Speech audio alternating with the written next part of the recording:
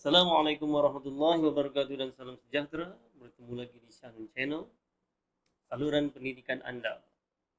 Kali ini kita akan meneruskan pelajaran kita bab yang ketiga lah, iaitu periodic table di bawah subtopik modern periodic table.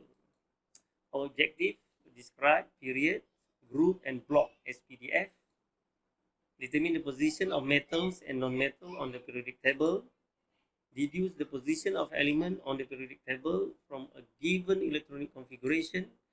Define effective nuclear charge and shielding effect. Jadi ini semua objektif yang kita cuba cover untuk kali ini ya.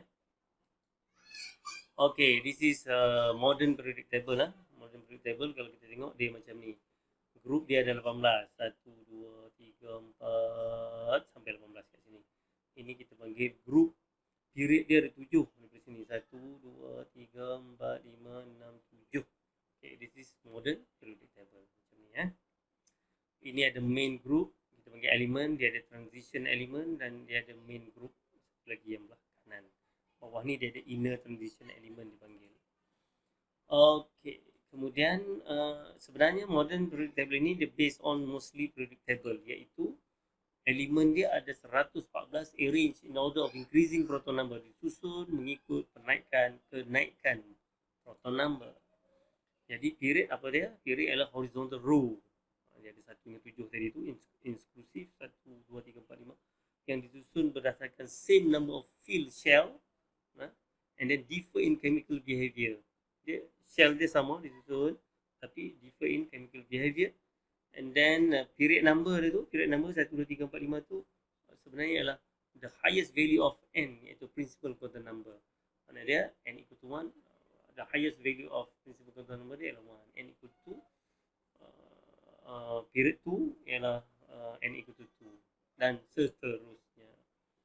Kemudian kita ada block juga. What is block? Block adalah highest energy subshell yang diisi menurut Aufbau principle. For example, kita tengok ni, lithium. Lithium, dia ada 3 elektron. Jadi, kita akan tulis electronic configuration dia macam ni. 1s2, 2s1. 1s2, 2s1. Kan? Ini according to Aufbau, according to Hans rule dan juga according to Pauli exclusion principle. Kita dah belajar dalam tajuk sebelum ni. Jadi, yang kita bulat inilah S block. Sebab dia elektron terakhir diisi pada subshell S. Jadi dia S block. Dan nampak ni ada nombor 2 ni, ada garis biru bawah ni, itu adalah dia period dia. Period dia adalah period 2. Kerana elektron terakhir diisi pada S2S. 2S. Jadi S block period 2. Kemudian kita tengok sulfur. Sulfur 1s2, 2s2, 2p6, 3s2, 3p4. Paling mudah sekali untuk kita tentukan ialah sudah tentu dia punya blok dia adalah P lah kerana elektron terakhir diisi pada subshell P. P itu dan dia punya period dia adalah period 3 3s2 3p 3s and 3p itu adalah period ataupun the highest value of n dia iaitu 3. Okay, vanadium kita tengok. Vanadium macam ni 1s2, 2s2, 2p6, 3s2, 3p6, 3, 4s2. Okay, ini sebenarnya dia adalah D block kerana elektron terakhir diisi pada orbital D. Macam mana kita tahu? Sebab dia mesti bila mengisi elektron dia ikut Aufbau kan. Kalau ikut Aufbau 3p6 lepas tu 4s2 lepas tu baru 3d. Ingat balik ikut Aufbau. Tapi selalunya di dalam periodic table dia akan susun ikut kejap ni. Dia akan susun ikut ni period. Ni period 1, ni period 2, ni period 3, dia susun sekali. Ni period 4. Period apa ni? Ikut ni lah. 1, 2, 3 dengan S kan.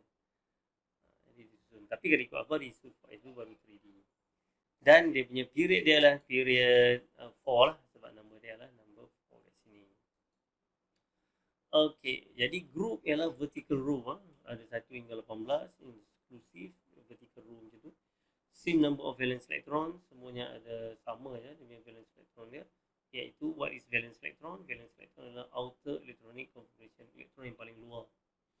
Resemble in chemical behavior. Jadi chemical behavior dia lebih kurang sama lah, tidak balas kimia. Jadi kita ada group 1 sampai 2 ni, dia ada nama khas. Group 1 nama dia alkali metal, group 2 nama dia alkaline earth metal. Mereka ni duduk dalam S block. Okay, S block. Kemudian kita ada group 13 sampai 15, dia tak ada nama khusus lah. Ni dia punya elektron terakhir diisi pada NS2 NP1 untuk 13, untuk 14 NS2 NP2. Ni untuk yang 15 NS2 NP3 dah. Kemudian 16, 17, 18 pun dia ada nama khas. 16 nama dia chalcogen, grup 17 nama dia halogen, dan grup 18 nama dia noble gas. Dan daripada 13 hingga 18 ni dia di bawah P block. Di bawah P block. Kemudian grup 3 sampai 12 this is transition metal. Dia duduk di bawah D block. Jadi di dalam jadual berkala ni kita kena tahu menentukan dia punya block, dia punya group, dia punya block, group, period. 3 ni kena tahu, dan tambah satu lagi dia punya valence of electron dia. Number of valence electron. Jadi dengan melihat electronic configuration kita kena tahu keempat-empat ini, dan kita akan tengok contoh-contoh kejap lagi. Okey. Ini yang tadi tu. S block ni di sini, group 1 dengan group 2 ni semua inilah S block. Sebab elektron terakhir diisi pada orbital S. Sebab tu nama dia S block. Dan transition element, this is D block. Sebab elektron terakhir diisi pada orbital D. Orbital D lah. Kalau yang ni kalau ni apa? Okay. Period 4 dia 3D lah. 3D. Yang ni 4D. 5D. Dan P block. Pasal apa P block? Elektron terakhir, the last of electron tu diisi pada orbital P. Dan bawah ni kita ada lantanit dengan octanit ni, this is F block. Elektron terakhir diisi pada orbital F. Kita punya syllabus takat D block lah kan, sampai sini je. Tak sampai sini. Alright. Sekarang kita lihat bagaimana kita nak determining the group S block element. Okay. S block ni dia punya group number dia sama dengan number of valence electron. Makna dia, kalau group 1 valence electron dia adalah 1. Kalau group 2 number of valence electron ialah 2. Okay, S block simple. Senang kita nak tentukan dia group berdasarkan number of valence electron. P block. P block ni payah sikit nak tentukan dia punya group dia. P block element, group number dia kan, P block kita tahu dia duduk antara 13 hingga 18. Sebelum tu kena tahu S block 1 2. P block dia punya nombor dia adalah 13 sampai 18. Okey. Jadi macam mana kita nak tentukan nombor itu ialah number of valence electron dia campur 10. Makna dia group 13 tu dia ada 3 valence electron. Campur 10 dapat 13. 13 itulah dia punya group dia lah. Macam tu. Kemudian D block. D block pula ialah group number dia pun sama dengan number of elektron dia di dalam N-1D NS. Apa pula tu? N-1D mana dia akan masuk D, orbital D dengan orbital S. Dan orbital D tu dia kurang satu nombor daripada orbital S dia. Contoh 3D 4S. Nampak tak? 3D 3 tu kurang daripada S. 3 kurang daripada 4. Itulah dia punya number of elektron dia. Number of valence elektron dia lah untuk D block. Sebagai contoh, kena ambil contoh lah kan. Okay, lithium. Lithium 1s2, 2s1. Okay. Jadi this is S block lah sebab elektron terakhir diisi pada orbital S. Dan ada satu saja elektron dalam ni, dia adalah group 1. Dia adalah S block. Bagi sulfur, okay. 1s2, 2s2, 2p6, 3s2, 3p4. Elektron terakhir diisi pada orbital P. That's why dia adalah P block. Bagi vanadium, 1s2, 2s2, 2p6, 3s2, 3p6, 3d3, 4s2. Okay. Elektron terakhir sebenarnya diisi pada orbital D. Kenapa dia tulis macam ni? Sebab kita kena ingat pengisian elektron kita mesti berdasarkan Aufbau principle. Aufbau kata 1s2, 2s2, 2p6, 3s2, 3p6 and then 4s, lepas tu baru 3d. Jadi elektron akan isi kat 4s, lepas tu baru the last elektron yang last isi kat 3d. Okay, jadi sebab tu dia D block. Cuma di dalam periodic table selalu dia akan susun ikut nombor yang macam ni kan. Ni 1, ni 2, ni 3, 3S, 3P, 3D. Dia akan susun macam tu. Ni 4, disusun balik. Bila dah masuk elektron ikut Aufbau, ikut Pauli exclusion principle, ikut Hans rule, and then dia akan susun lah. Okey, yang 3 dengan 3. Orbital D ni. Orbital D. Sebab tu lah D block. Okey. Ni nampak ada satu je elektron dia adalah group 1 lah.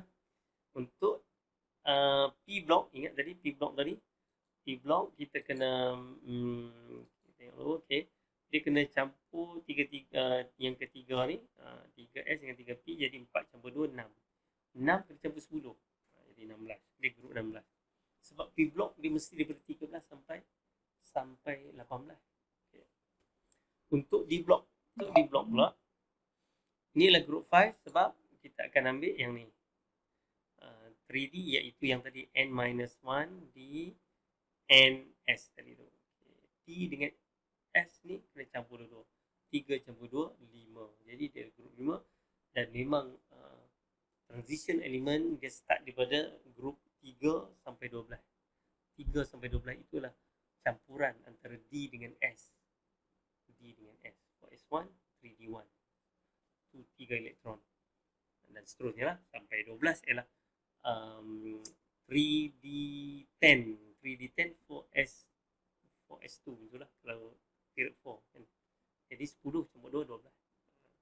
Itu adalah transition element. Okey, kalau kita cross period from left to right ni, kita akan lihat nanti metallic character dia akan decrease from left to right. Okey. Kita ada S block, group 1, group 2, that is S block, semuanya metal kecuali hidrogen lah, kecuali hidrogen. And then D block yang antara group 3 sampai group 12 tu semuanya ialah metal juga untuk D block. Dan ada sedikit P block yang bahagian bawah sikit. Dan group 5 ke 6 tu ada sedikit yang metal. Okay. Itulah penentuan metal. Kemudian kita ada metalloid. Metalloid ni di antara metal dengan non-metal lah. Iaitu boron, silikon, germanium, astatine, tellurium, apa semua ni. Ini adalah metalloid. And non-metal. Non-metal adalah hydrogen tadi, walaupun di group 1 dia adalah non-metal. And then kita ada helium. And then most of the P block. P block tu kebanyakan semuanya adalah non-metal kecuali yang bawah-bawah. Okay. Itu adalah cross the period. Metallic character akan decrease. Kalau kita descending group, kita turun group, metallic character dia akan increase. Metallic character sifat kelogaman dia akan meningkat lah, semakin ke bawah. Okay. Kemudian kita tengok ni exercise ni, contoh soalan. Give the full and condensed electronic configuration. Pertama ialah full electronic configuration kita ada penuh. Kedua ialah condensed. Ketiga ialah partial orbital diagram. Okay, ada 3 benda lah.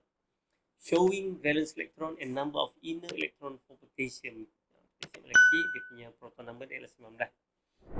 Okey, pertama kita akan tulis full kamu dah belajar dalam bab yang kedua macam mana nak tulis electron configuration berdasarkan 3 Aufbau principle, Pauli exclusion principle dengan Hans rule kan. Jadi full condensed macam inilah 1s2, 2s2, 2p6, 3s2, 3p6, 4s1. Ini adalah full configuration of potassium. Okay. Kemudian kita nak condense. Macam mana kita nak condense? Condense ialah kita akan ambil yang noble gas tu, noble gas punya configuration itu. Kita buat macam ni. Noble gas dia daripada 1s2, 2s2, 2p6, 3s2, 3p6. Ini ialah noble gas configuration yang kita panggil argon. Argon inilah dia punya electronic configuration dia. Jadi kita buat macam ni. AR, this argon, and then kita tulis 4s1. Ini kita panggil condensed. Okey, ini kita panggil condensed configuration, iaitu electronic configuration noble gas. Kita tulis dia punya simbol dia. Kemudian kita nak buat partial orbital diagram. Partial orbital diagram ialah for valence electron, kita tulis yang valence electron ni saja. Yang ni 4s1 ni saja kan. Jadi kita tulis 4s1, ada satu elektron sajalah. Ada satu lagi. Makna dia, dan ini bermakna ada lagi 18 inner elektron ataupun core elektron. Sebab dia ada 19, satu ialah valence, valence maksudnya paling luar. Ada lagi 18 tu duduk belah dalam. Kita panggil inner elektron ataupun core elektron. Okay, classify the following element into its appropriate group, period and block. Macam mana kita nak start? Pertama ialah paling mudah untuk kita tentukan ialah kita tengok nombor. Tengok nombor ni. Kita nampak nombor 3 ni, jadi dia ialah period 3. Itu paling mudah. Period 3. Itu yang pertama. Kemudian dah tahu dia period 3, kita nak tahu dia punya block dia. Block dia kita tengok elektron terakhir diisi pada P block. Dia ialah P block. Okay. Jadi mula kita tentukan apa tadi? Period. Ini paling mudah sebenarnya. Period paling mudah. Kemudian block. Block dia ialah P. Sekarang kita nak tentukan group. Tadi kita dah tengok P block. Cara menentukan group ialah kita tambahkan elektron yang di dalam 3s dengan 3p ni 6 campur 2, 8. And then kita tambah 10. 18. Dia adalah group 18. Itu cara dia. Cara menentukan dia. Jadi group 18, period 3, P block. Itu. Okay, tengok yang Q pula. Q pun sama. 1s2, 2s2, 2p6, 3s2, 3p6, 3d5, 4s2. Paling mudah ialah dia punya period dia. Tengok nombor paling besar yang ada ialah 4. Period 4. And then kita nak tentukan dia punya block. Dia punya block dia nampak ada D kat sini. Dan satu cara kita nak tahu dia di mana elektron terakhir diisi ialah kita tengok D ni macam tak penuh. D maksimum berisi sampai 10. Tapi ni isi 5 je. That means sekarang ini elektron diisi pada orbital D dan yang terakhir sudah tentu diisi pada orbital D lah. Dan ini pengisian elektron according to above. 1s2, 2s2, 2p6, 3s2, 3p6, lepas tu dia isi 4s2, and then baru 3d dengan isi sampai 5. Jadi dia adalah D block. Kumpulan ialah bilangan elektron kena campur dua ni. 5 campur 2, 7. 5 campur 2, 7. Jadi dia adalah D block group 7. Group 7. Ni dah. Group 7. 4 D block. Macam tu. Okay, R. R sama juga. Okay. Tengok nombor paling besar 4. Dia adalah S. Dia adalah period 4. And then elektron terakhir diisi pada S ni. Nampak S kan? P dah penuh. Okay. Dia adalah S. Dan ada berapa elektron dia? Ada 2. Dia adalah kumpulan 2. Okay. Kumpulan 2, grup 2, period 4, S block. S. Sama juga. Bla bla bla bla. Nampak? D ni isi tak penuh. Dia adalah D block. Dan ada nombor 4. Dia grup period 4. D block grup 3 campur 2. 5, 4, D. Okay. T. Okay. T. Kita tengok. Okay. 4S. D dah habis dah semua penuh. 4S lepas tu 4P. Okay. Period 4. Isi last elektron pada P. P block. Dan number of elektron ialah 6 campur 2, 8 campur 10. 8 boleh. Grup 18. Jadi, begitulah cara kita menentukan grup, period, block dan juga satu lagi adalah number of valence elektron pun kita boleh tentukan tadi kan. Number of valence elektron pun kita tahu juga.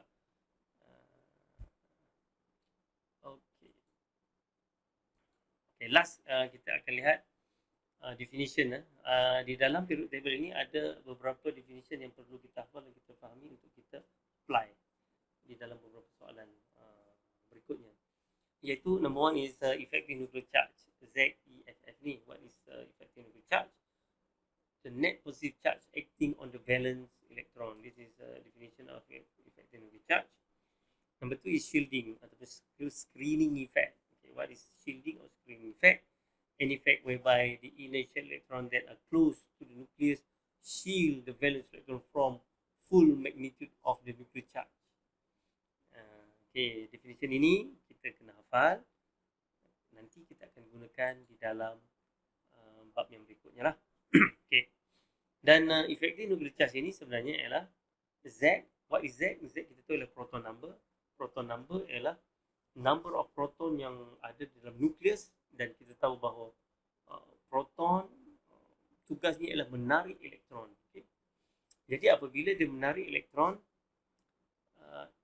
dia punya net charge ataupun effective nuclear charge, penarikan nukleus terhadap elektron, bergantung juga kepada shielding effect ni. Shielding effect ni dia akan menahan ataupun menghadang tarikannya. Effect over the inner shell electron that are close to the nucleus shield the valence electron. Valence electron tu ditarik terhadap nukleus tapi dihalang oleh elektron yang berada di tengah-tengah. Jadi ZEF kita akan guna bersama inilah, proton number minus S. S means